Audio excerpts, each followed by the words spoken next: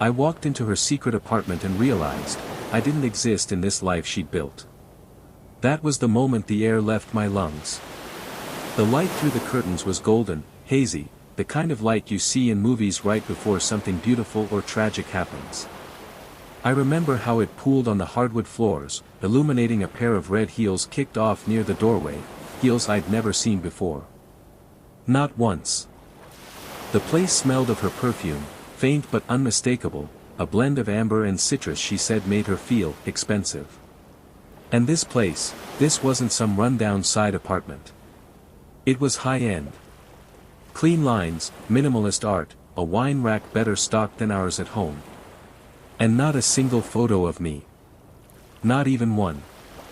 Not on the shelf by the books, not near the mirror, not on the fridge. That fridge had one magnet, a little gold anchor. And under it, a single black and white photo of her. Just her. Smiling, looking off camera, like someone had said something sweet just before the shutter clicked. I stared at it longer than I should have. She looked happy. I hadn't seen that smile in months. My name is Daniel Hayes. I'm 38. I work in data security for a mid-sized logistics company in Chicago. I'm the guy who resets your passwords when you forget them, and I've been married to Elise for 7 years. 8, if you count the year we lived together in her shoebox of an apartment while we saved for the house. She works in real estate, downtown, high-end properties. The type you walk through barefoot so you don't scuff the marble. She's always dressed perfectly. Always put together. Clients loved her. I used to. Things had been dull, I guess. Routine. We were busy. Always busy. The spark had dimmed, sure, but I chalked it up to work, stress, life. Normal stuff. Until that morning, 3 weeks ago. I was paying bills on our shared laptop when a notification popped up in the corner of the screen. Chicago Municipal, property tax due. I clicked it, thinking it was for our house.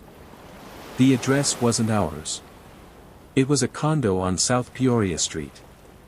I paused. Maybe it was a mistake. Maybe she was managing it for work. I opened the file attached to the notice.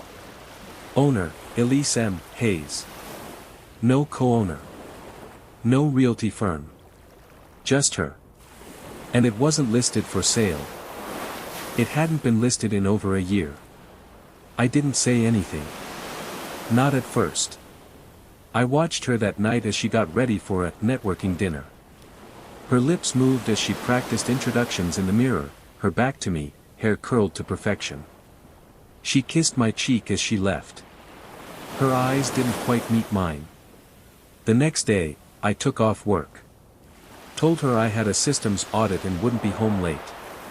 She didn't ask for details. She never did anymore. I drove to the address. It was a modern high-rise. Glass, steel, valet out front.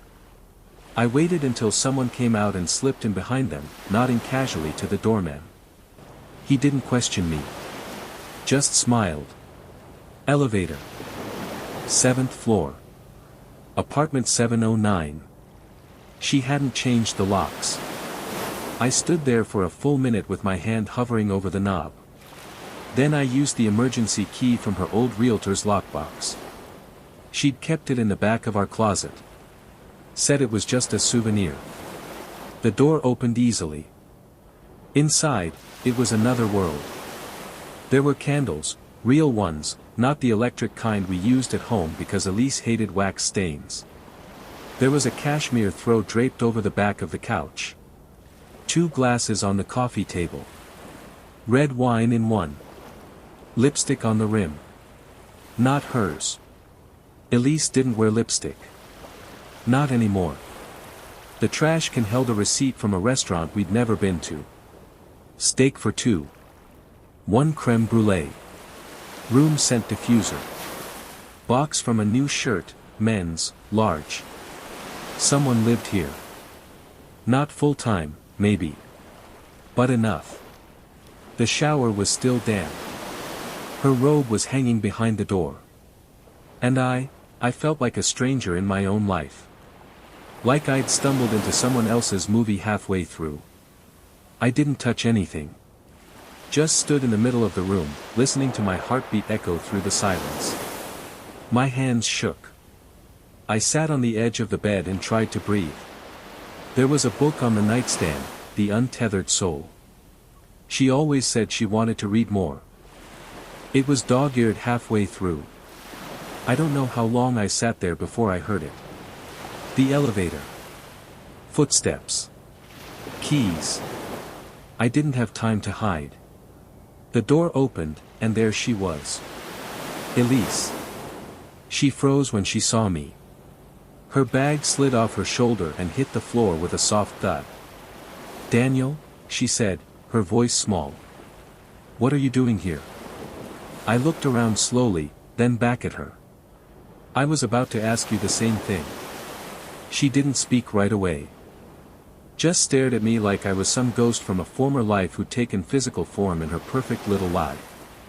I stood slowly from the edge of the bed. My palms were damp. My knees felt hollow. "Whose place is this, Elise?" Her lips parted, but nothing came out. Her eyes flicked to the wine glass, the candle, the robe, evidence of a story she hadn't prepared to explain. I stepped forward, just enough to close the space between us. She backed up an inch. Not fear. Instinct. "I'm not going to yell," I said, voice low. "I'm not going to lose it. But you're going to tell me the truth. All of it. Right now." She blinked rapidly, like a curtain trying to stay closed against a storm. "It's mine," she finally whispered. "The apartment. It's just a place I come to clear my head. Work is chaotic. You wouldn't understand. Try me." She crossed her arms, defensive now. "There's nothing wrong with needing space. Every therapist in the world says married couples should have it." I nodded slowly, then walked past her. Picked up the receipt from the trash. "Did your therapist recommend dinner for two at Bellagio's?" She winced. It was subtle, but it was real. "Elise," I said, turning to face her. "Who is he?" "No one," she replied too quickly. "Don't lie to me. Not here. Not now." She ran a hand through her hair, turning away, pacing toward the kitchen like maybe the granite countertops would offer her a better lie. "It's someone from work," she said. It didn't mean anything. I ended it. Weeks ago. But the wine glass was still wet. The robe still warm. The silence too thick. "Does he have a name?" She exhaled sharply, a small, bitter sound.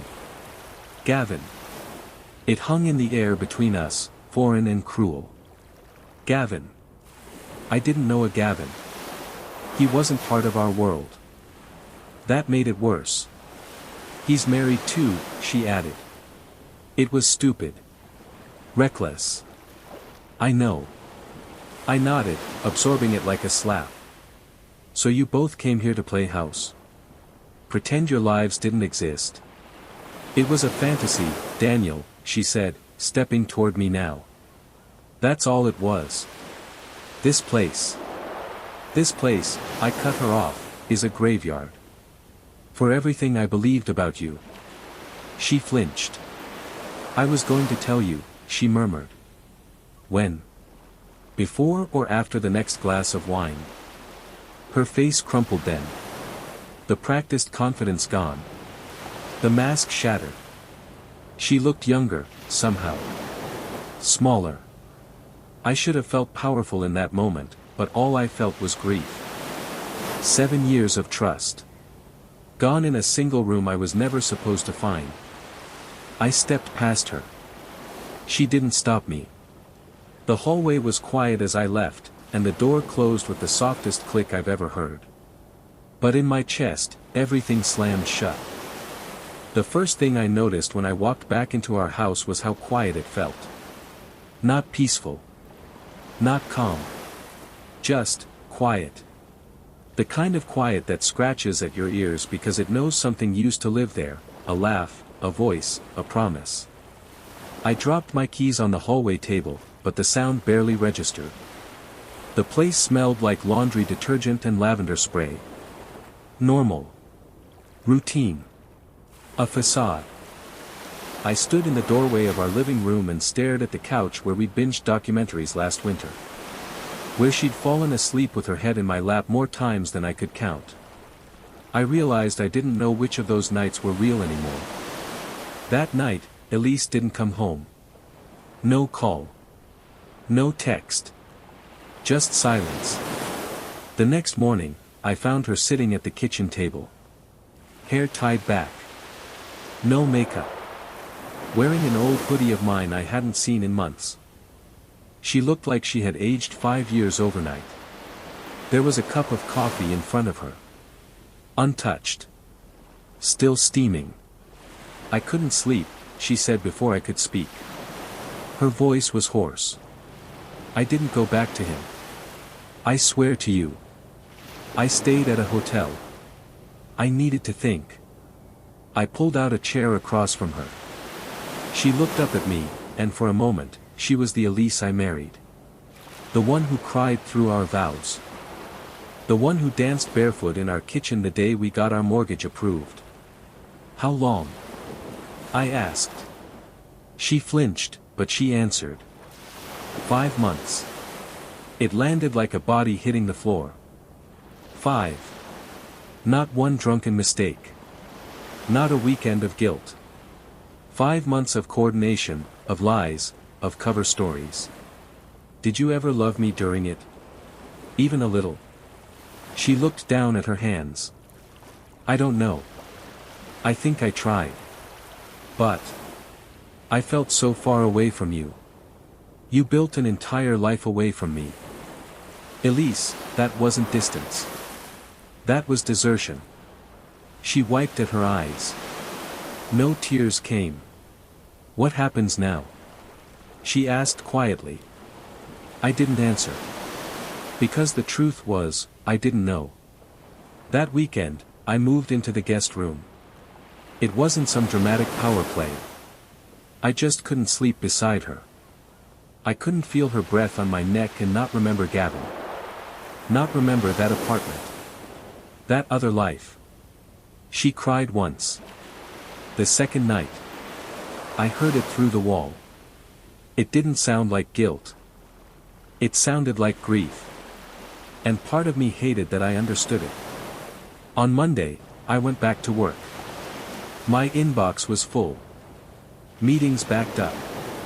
Password resets, server audits, vendor requests. But nothing could distract me from the image of that photo on her fridge. Just her. Happy. Without me. Around noon, I stepped out for coffee. I found myself standing in front of a real estate office before I even realized where my feet had taken me. Her office. I stared through the window. Her desk was empty. But someone inside noticed me. A woman stepped out, young, sharp blazer, cautious eyes. You're Daniel, right? Elisa's husband.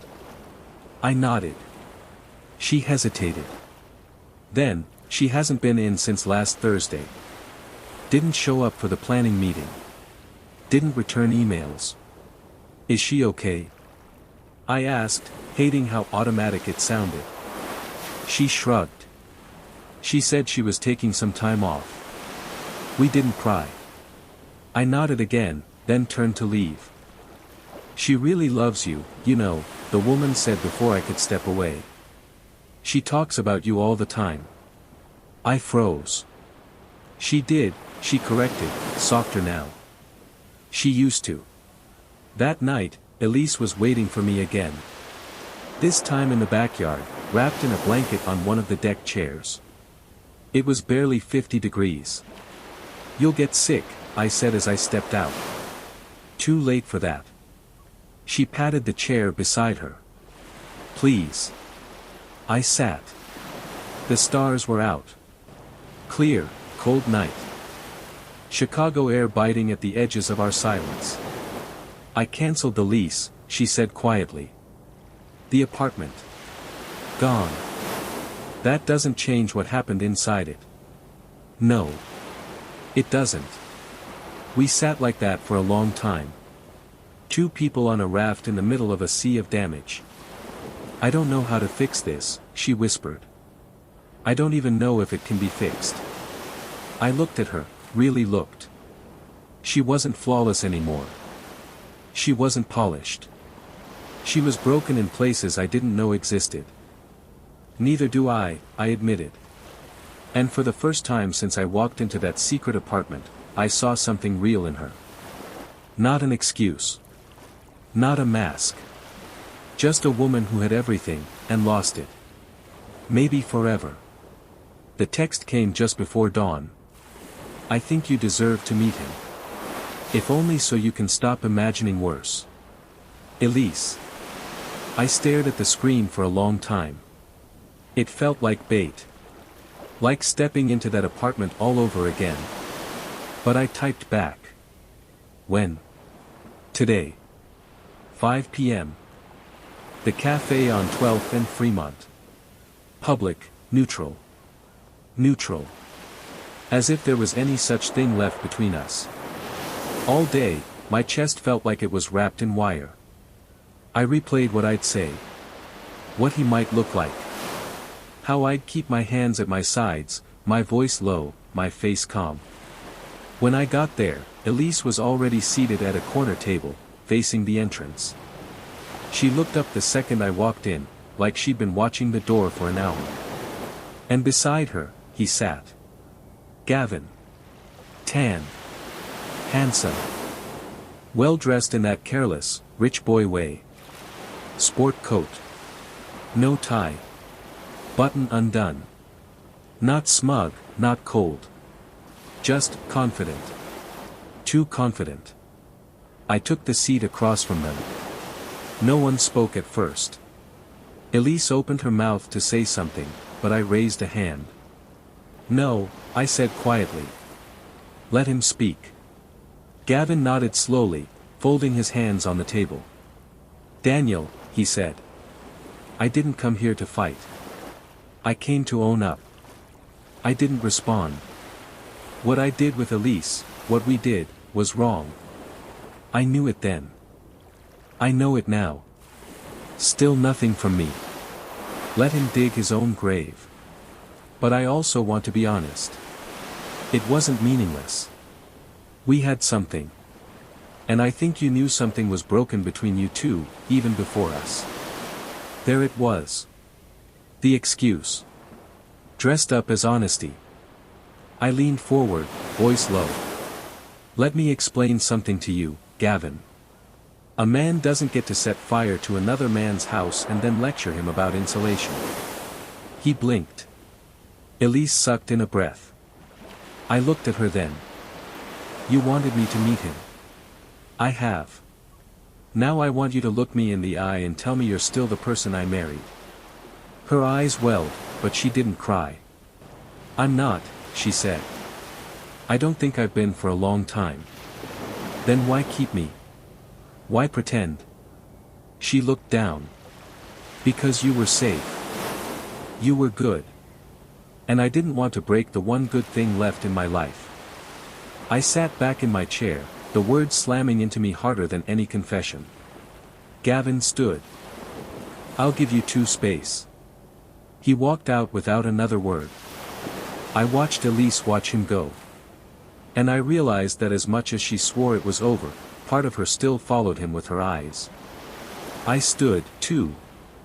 We're done, Elise. Whatever this was, it's over. She nodded. No tears. Just a small, tragic smile. I know. I walked through the streets until I couldn't feel my legs. Until my thoughts stopped spinning. I ended up on the bridge we used to walk when we first started dating. Before the house, before the rings, before the secrets. Below, the river moved slow and steady. I leaned over the edge, letting the wind slap my face. And for the first time since it all began, I let myself cry. Not for her. For the version of us that never got to grow old together. For the life that existed only in my head. The next few weeks passed like sleepwalking through a fire. I moved out of the house. Took only what I needed. Clothes. My laptop. A few photo albums I couldn't bear to leave behind. She offered to stay elsewhere, but I didn't want her touching the memories. I rented a small place above a bookstore in Logan Square. The ceiling creaked when it rained, and the radiator hissed like it held a grudge. But it was mine. Honest in its imperfection. At night, I walked. Just walked.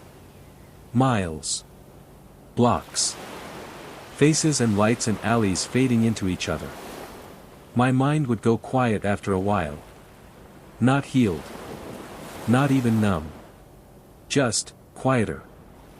One evening, just past midnight, I passed a small jazz bar. The kind that barely holds 20 people. Candlelight on the tables. A voice spilling out into the street, low and rough, like someone bleeding through melody. I stepped inside. The singer was a woman in her 50s, silver-streaked hair, eyes like cracked glass. She sang like she knew what betrayal tasted like. I sat in the back. Ordered whiskey. Let the music wrap around me. After the set, she lit a cigarette and sat beside me. "You look like someone who just got cut in half," she said. "Something like that. Let me guess. Love story gone bad. More like a lie that wore a wedding dress." She nodded slowly, eyes on the stage. "You want advice or silence?" "Both." She exhaled smoke through her nose. "Then burn the parts she touched. Not literally. But inside you. You don't have to hate her. But don't carry her around either." I sipped my drink. What if she already lives in every room of my memory? Then start building new rooms. One by one. That night, I dreamed of the apartment again. But this time, I walked in and nothing was there. No couch. No wine glass. No Gavin. Just silence and empty space. It still hurt. But it didn't own me. A few days later, I got a call from Elisa's sister, Anna. She was crying. "She's in the hospital." "What? Why?" "OD. Pills." She said she just wanted to sleep. Said she didn't mean it. I didn't say anything. My mind was white noise. "You should come. She's asking for you." The hospital was cold and smelled like disinfectant and old decisions. Elise looked small in the bed. Eyes sunken. Skin pale. No polish. No makeup. Just her. The real her. She turned her head when I entered. Smiled weakly. "Hey, stranger." I stood at the foot of her bed. "Why?" "Because I ruined everything. And when I looked around, I couldn't find a single piece of myself worth saving." "You don't get to quit," I said, voice flat. "You don't get to destroy us and then disappear." Tears slipped down her cheeks. "I'm sorry. I was so sorry." But the sorry got too loud. I sat beside her. I didn't take her hand. But I sat. "You need help," I said. "Not me. Not Gavin. Not any man. Real help. Therapy. Recovery. The works." She nodded. "I know. And after that, you start over. You don't chase me. You don't text me. You don't ask for second chances." Her voice cracked. "Will you ever forgive me?" I stared at her for a long time. "I don't know. But I know I don't want to hate you." As I walked out of the hospital, the sky was bleeding orange over the skyline. And for the first time, I didn't feel like I was running away. I was walking toward something. I just didn't know what yet. Life has a way of moving forward even when you're not ready. It doesn't ask. It doesn't wait. It just keeps coming, like waves you can't hold back. And eventually, you stop trying to hold your ground. You learn to float. A month passed. Then two. The apartment above the bookstore started to feel like something close to home. I replaced the bare bulb in the kitchen. Got a small plant. It died within a week, but I bought another. I kept trying. I started jogging in the mornings. Not to lose weight. Just to breathe. To sweat something out of me. The memory of Elisa's perfume, maybe. The feeling of her lips on my cheek, knowing now where they'd been. One Saturday, I got a letter. A real one. Not a text. Not an email. Handwritten, in ink, on thick paper. No return address. I opened it slowly. Elisa's handwriting. Daniel. This isn't a request or a plea. It's a thank you. Thank you for being there when you didn't have to be. Thank you for not screaming. For not humiliating me.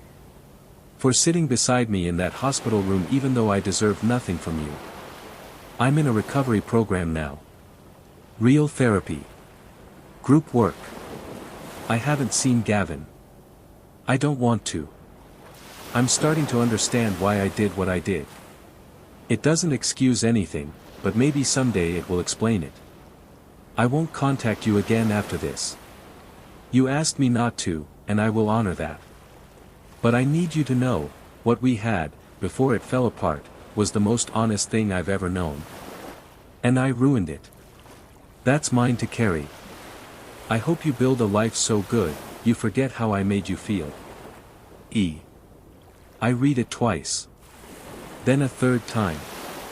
And I didn't cry. I felt something else. Not peace. But the beginning of peace. The shape of it, just beyond the edge of grief. A week later, I met someone. Her name was Mara. She worked at the bookstore below. We started with small talk. Then longer conversations. Then lunch breaks that stretched past the hour. She had eyes that didn't search for what was missing in me. She just looked. And saw. One night, we sat on the fire escape drinking tea, watching the streetlights blur into halos. What broke your heart? She asked softly. I smiled, but it didn't hurt this time. Not what, I said. Who? And do you still love her? I thought about that for a long time. Then, I think I loved the version of her that loved me back. She nodded, not asking for more. And I realized, healing doesn't feel like fireworks or epiphanies. It feels like quiet acceptance. Like drinking tea with someone who doesn't want to fix you. Just sit beside you while you do it yourself. Mara never asked about Elise again. Not after that night on the fire escape. Not after the letter. Not after we kissed under a leaking awning in the rain because neither of us could find an umbrella and neither of us cared. She gave me space without calling it that. She never tried to replace what was broken. She just let me exist, day by day, in the shape I was. One morning, I found a photo buried in the pocket of an old winter coat I hadn't worn since last year. It was one of Elise and me, on our honeymoon in Vancouver. We were on a bike trail, sun behind us, trees golden with autumn. We looked young. Weightless. I sat on the edge of my bed for a long time holding it. Then I stood, walked into the alley behind the bookstore, and dropped it into the trash. Not out of anger. But because it didn't belong to me anymore. A month later, Mara and I took a weekend trip to a cabin in Wisconsin. Just the two of us. No cell reception. No schedules. She cooked chili. I built a fire. We sat in silence and watched the snow fall. At one point, she rested her head on my shoulder and whispered, "Do you think some wounds ever really close?" I thought of Elise. Of the apartment. The wine glass. The lie she carried like a second skin. I think they don't have to, I said. They just stop bleeding. She smiled against my shirt. That's enough. And for the first time, I believed her. Back in the city, I passed Elise once. It was outside a cafe on West Randolph. She was sitting by the window, alone, stirring a coffee that had probably gone cold. She looked up. Saw me. We didn't wave. But there was something in her eyes that didn't ache anymore. She nodded. I nodded back. That was it. Closure, I think, doesn't come in grand speeches or last kisses. Sometimes it's just two people, breathing the same air, finally able to do so without falling apart. Later that night, Mara asked if I believed in soulmates. I said no. I believe in people who arrive when you need them most, who help you become yourself again, not by filling the holes someone else left, but by showing you how to stop digging. She didn't say anything. She just reached for my hand. And I didn't flinch. It's been a year now. 12 full months since I stepped into that apartment and watched my old life fall apart in the span of a breath. Strange how fast grief can fade, not because you forget, but because you grow around it. Like vines curling around the ruins of a house that once burned down. Mara and I live together now. In a sunlit apartment with creaky floors and too many books. She laughs in her sleep. She leaves notes in my lunchbox. She cries during movies and never tries to hide it. Sometimes, I still wake up expecting silence. Emptiness. That hollow ringing where love used to be. But then she pulls me back in, sleep warm and real, and I remember, I survived. One evening, I opened an old hard drive to clean out files. Photos. Messages. Videos. And there she was again. Elise. Laughing in a snowstorm. Singing in our kitchen. Reading on the couch, completely unaware I was recording. I didn't delete them. But I moved them. Into a folder labeled then. Because that's all it was now. A chapter. Not a prison. We ran into Gavin once. At a bookstore, of all places. He looked older. Tired. Alone. He looked at me. Then at Mara. And then he turned around and walked away. Didn't say a word. I didn't follow. Some nights, I still ask myself if Elise ever truly loved me.